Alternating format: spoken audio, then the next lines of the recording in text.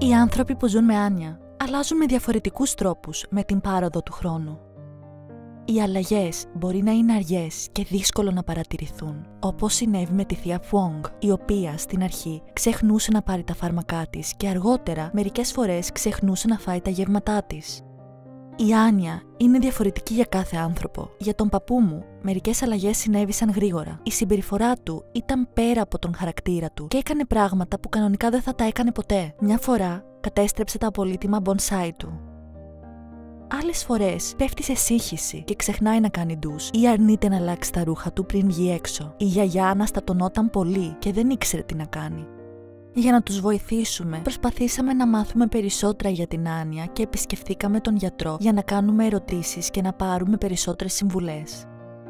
Μάθαμε τρόπους να κάνουμε πιο απλή την ημέρα του παππού, να τον βοηθάμε να συνεχίσει να κάνει καθημερινές δραστηριότητες που καταφέρνει. Για να τον βοηθήσουμε με τη μνήμη του, βάλαμε σήματα και εικόνες για να μπορεί να κινείται μέσα στο σπίτι και να βρίσκει αυτό που έψαχνε.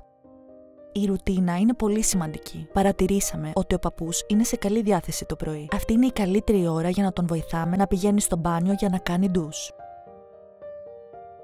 Υπάρχουν όμως ακόμη φορές που αρνείται. Αν επιμείνουμε, μπορεί να θυμώσει. Αντί γι' αυτό, μερικές φορές παραλείπουμε τον ντους και κάνουμε κάτι που απολαμβάνει στο μεταξύ. Τις περισσότερες ημέρες προσπαθούμε ξανά αργότερα ή το επόμενο πρωί.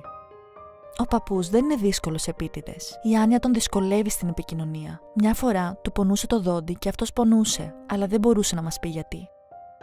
Παρατηρήσαμε ότι αρνούνταν να φάει και συνειδητοποίησαμε ότι κάτι άλλο μπορεί να συμβαίνει.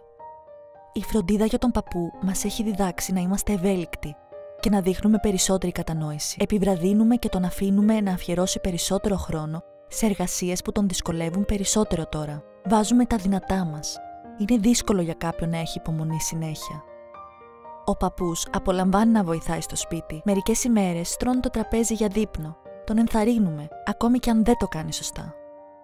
Καθημερινά φροντίζουμε να συμπεριλαμβάνουμε μια διασκεδαστική δραστηριότητα μαζί του. Αυτό κάνει την ημέρα όλων κάπως καλύτερη.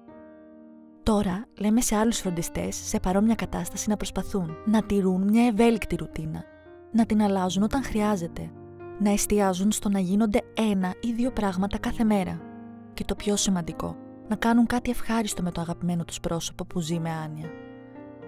Για περισσότερες πληροφορίες, η οικογένειά μας μίλησε στον γιατρό, επικοινώνησε με το My Aged Care και επισκέφθηκε αυτές τις ιστοσελίδες. Μάθαμε για υπηρεσίες υποστήριξης που βοηθούν τους φροντιστές και τις οικογένειές τους να αποκτήσουν πρόσβαση σε ομάδες υποστήριξης φροντιστών, σε υποστήριξη στο σπίτι, σε φροντίδα ανάπαυλας και σε επιλογές εκ των προτέρων σχεδίου φροντίδας που ταιριάζει στις περιστάσεις τους.